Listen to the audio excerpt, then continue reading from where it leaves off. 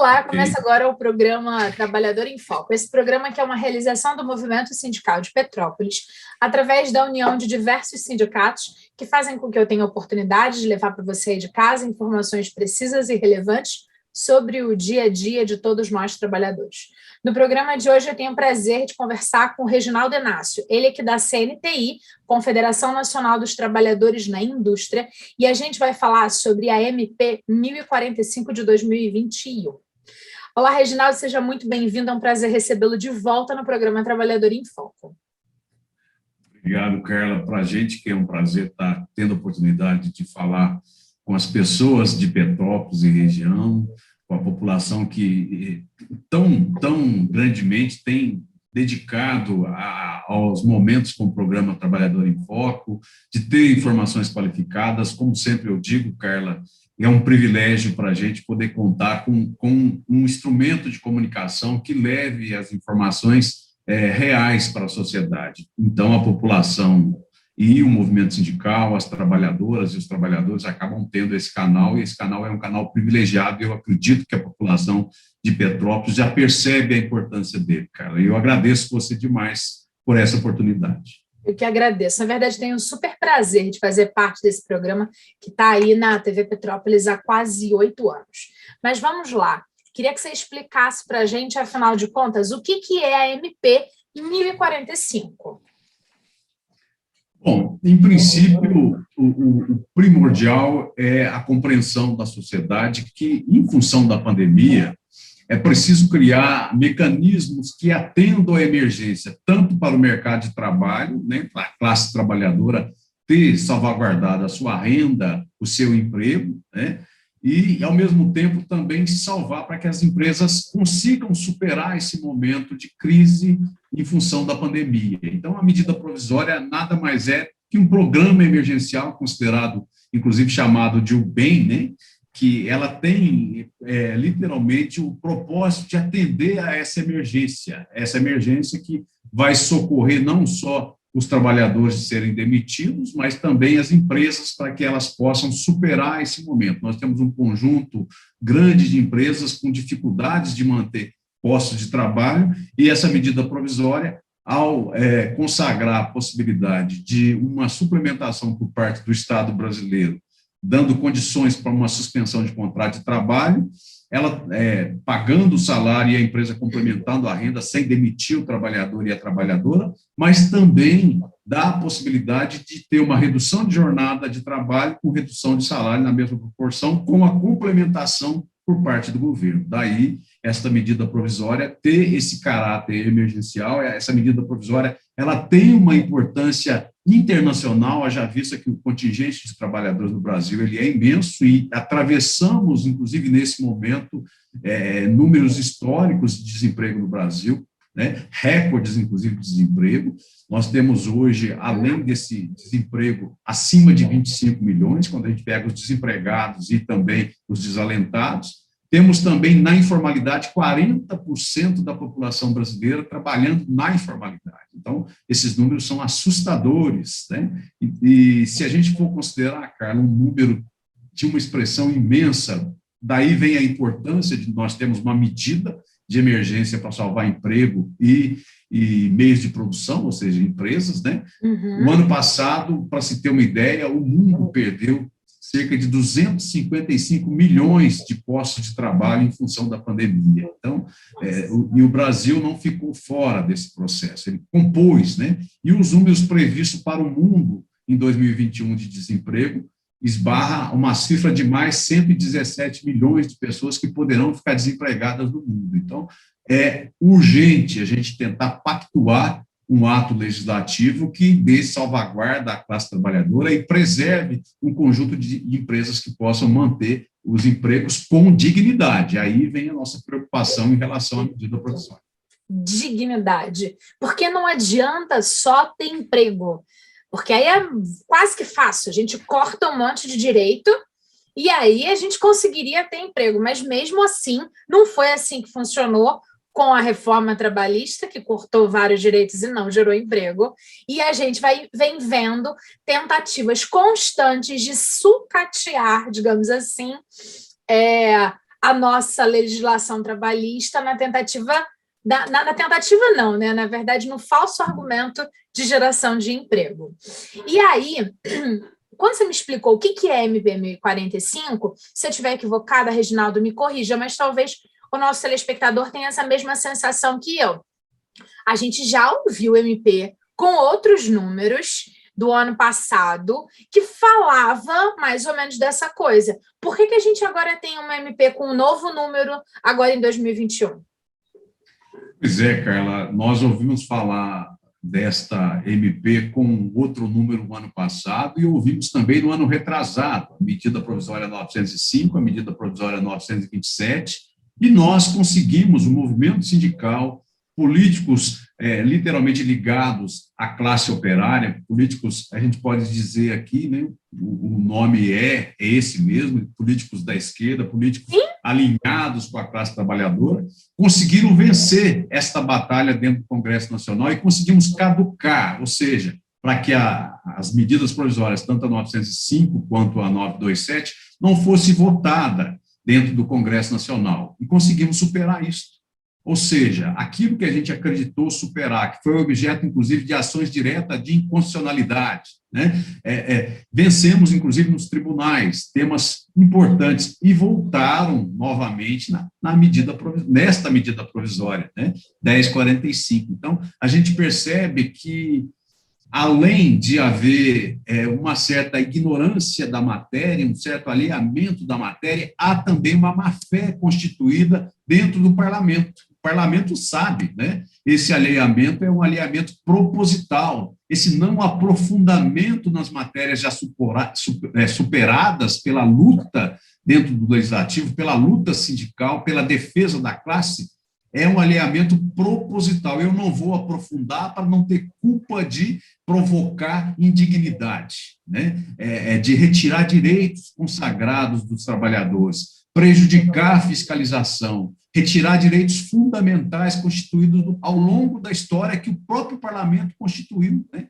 Foram avanços civilizatórios importantíssimos que a gente pode falar deles mais adiante, mas o que você disse, pontualmente falando, nós superamos essas duas medidas provisórias, tanto a 905, a dita carteira de trabalho verde e amarela, que, na realidade, a título de proteger o trabalhador, retirava a sua proteção social, conferia trabalho sem nenhuma dignidade, trabalho sem proteção social, sem o fundo de garantia legítimo, sem o direito de férias de uma maneira bem constituída, sem elementos constitutivos, inclusive da sua própria questão de saúde e segurança, né? Então, a fiscalização precária nessas condições de carteira verde e amarela, e se repetiu na 927 alguns elementos desses, por exemplo, e nós superamos de novo na 927 e agora reaparece. Então, de modo pontual, é isto, Carla. A grande preocupação nossa é que o legislador, nesse momento,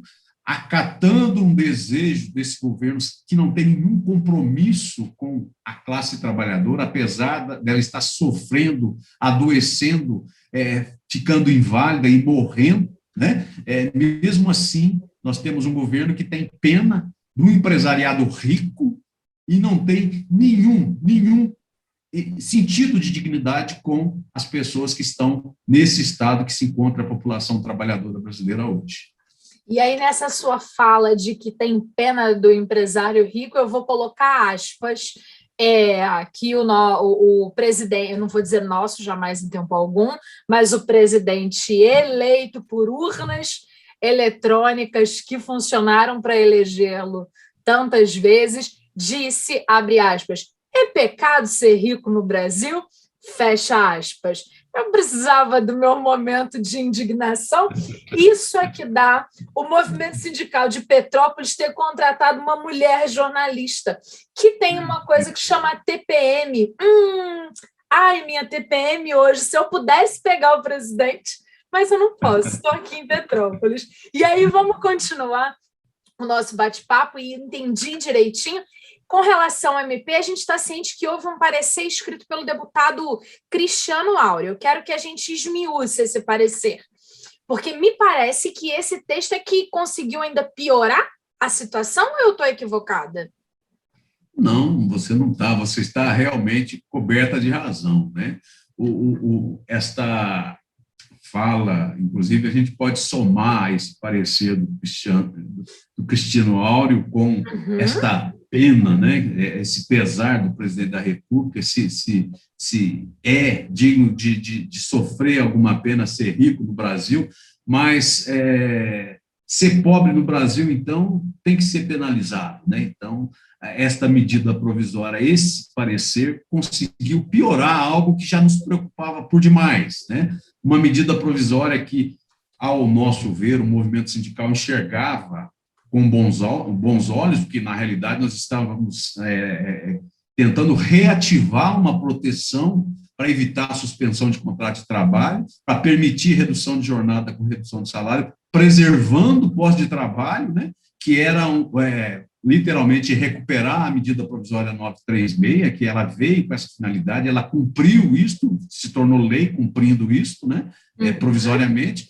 Agora não, agora o governo reedita algo, mas altera, aí o Cristino Áureo altera o processo. Aquilo que deveria ser provisório, ele quer, inclusive, fazer com que se torne efetivo, né? Além de atender essa emergência, as questões que o Cristino coloca, que o deputado coloca, não é provisório, não é emergencial, mas sim para poder ficar de modo perene, né? E ao ficar de modo perene, o que vai ficar de modo perene é o que precariza a relação capital-trabalho. É que precariza a relação capital-trabalho? Não, a relação de ser trabalhador nesse ambiente ultra neoliberal constituído, né? Então, isto é um ponto que nos preocupa. Nós temos aí questões fundamentais a apontar, podemos dizer que eles querem inserir alguns programas que, de certa maneira, louvável até de ser criado, mas não com essa medida. A medida provisória tinha uma finalidade,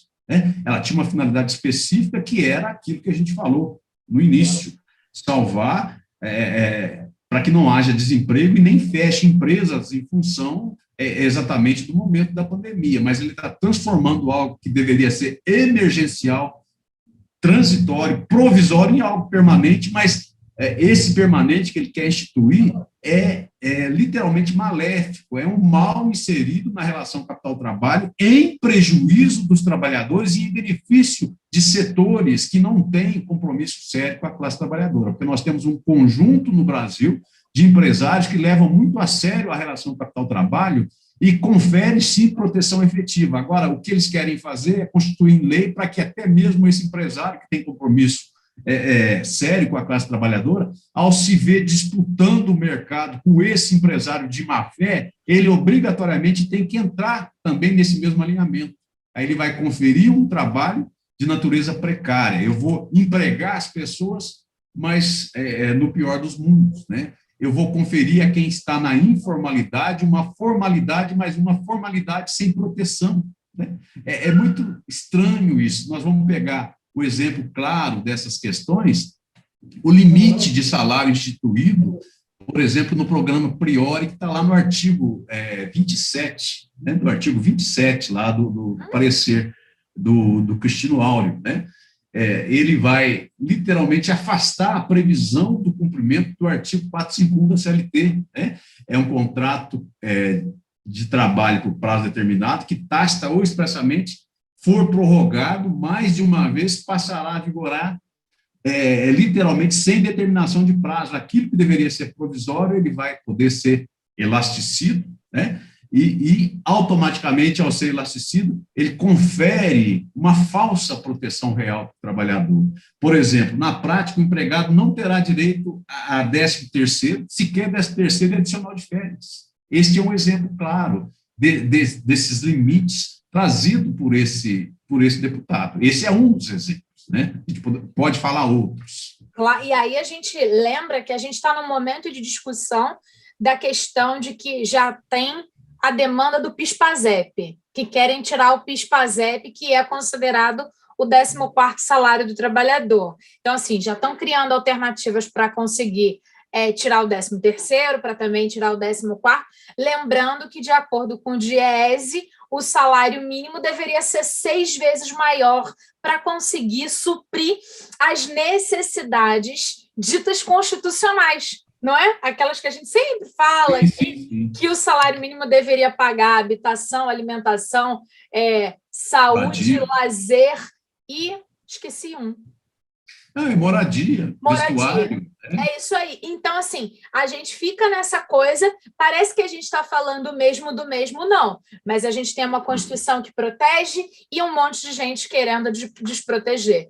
E aí, nessa mesma coisa, você já falou que nesse parecer tem a questão de incluir dispositivos que já tinham caído, né?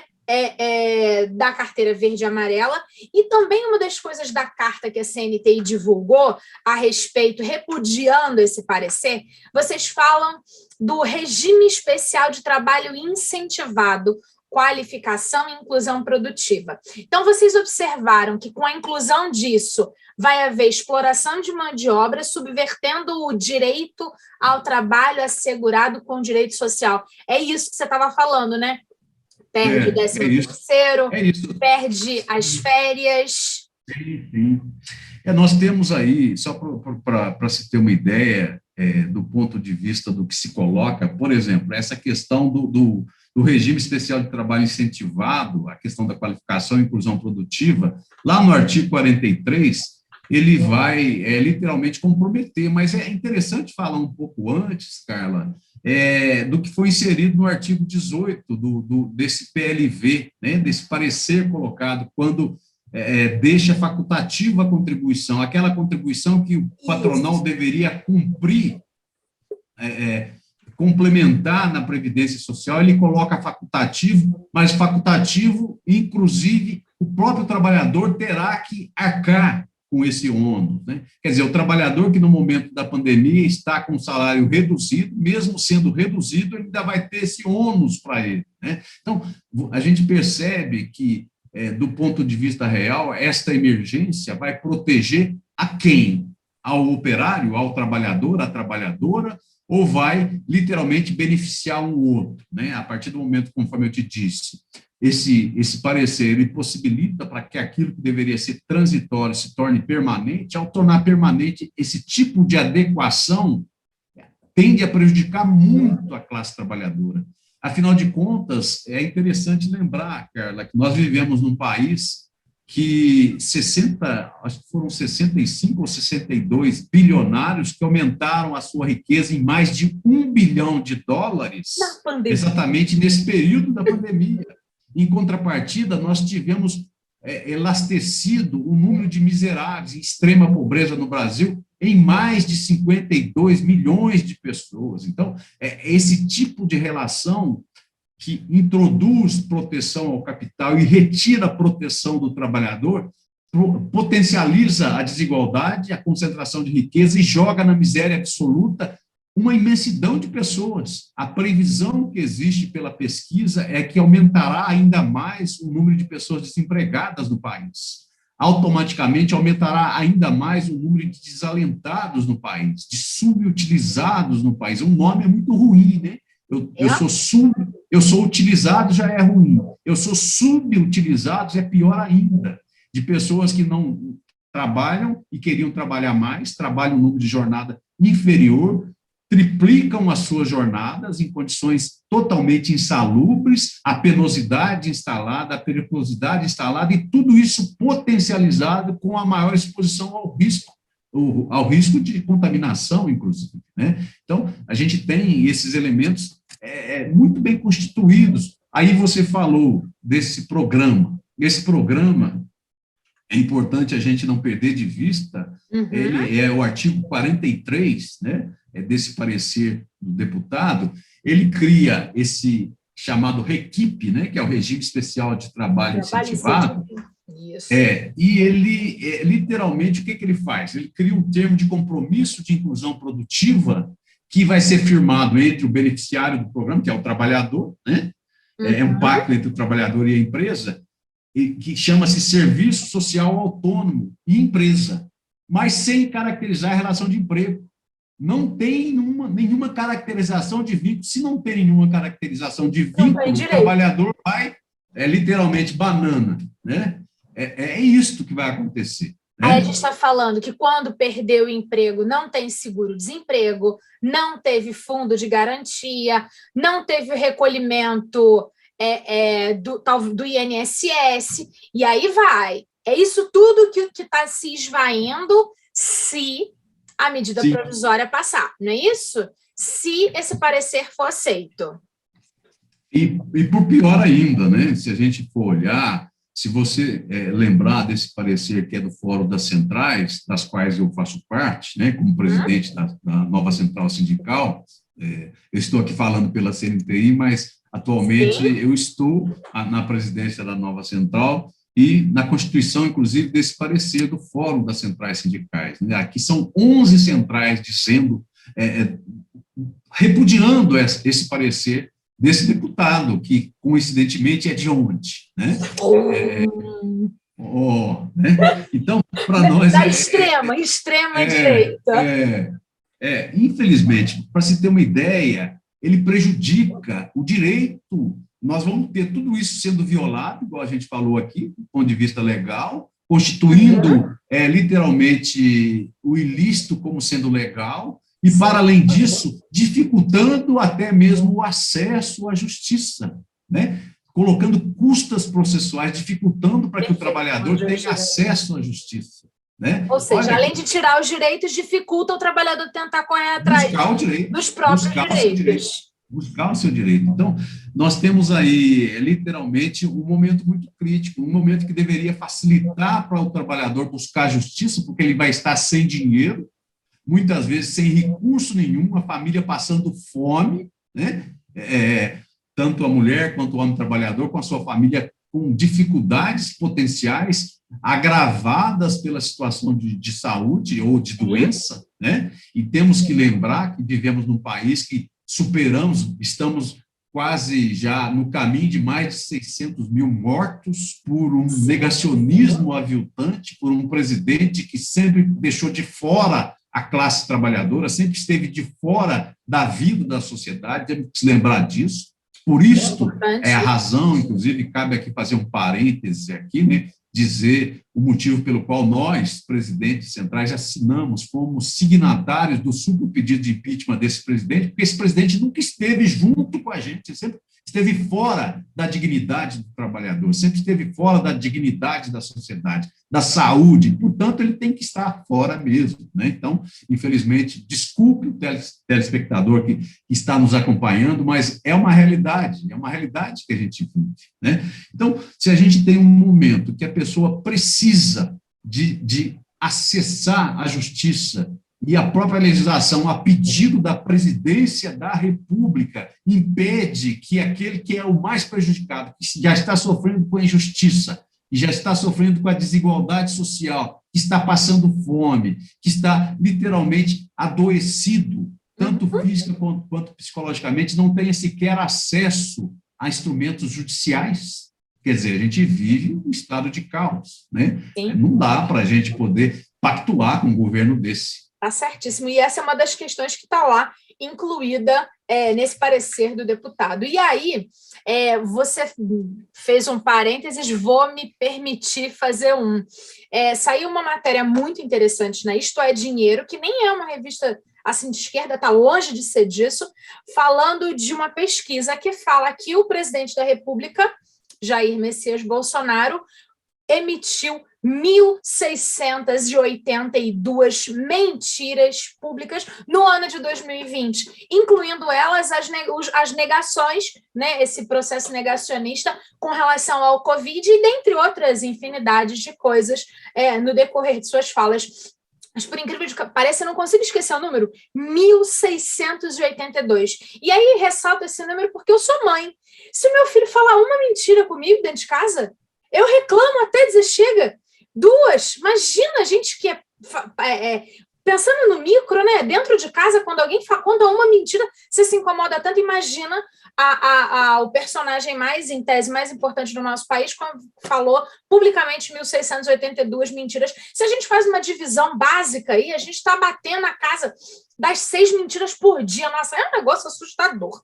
Mas, fechando parênteses, porque senão a gente fica aqui nessas coisas, Tem uma outra questão que eu queria, Reginaldo, que você arrematasse esse nosso bate-papo, que já está chegando no final, é que, assim, pelo que eu li, esse parecer, que tem várias alterações na medida provisória, né, tem uma outra questão que é muito séria, porque o que ele está querendo também é um crime, né? Porque é assim, a gente precisa salientar que é um crime, afinal, é proibido incluir matéria de conteúdo temático estranho ao objeto originário da medida provisória. Ou seja, se a minha medida provisória fosse falando apenas de chuchus, eu não poderia colocar abobrinhas e berinjelas juntos. É Sim. isso, Reginaldo?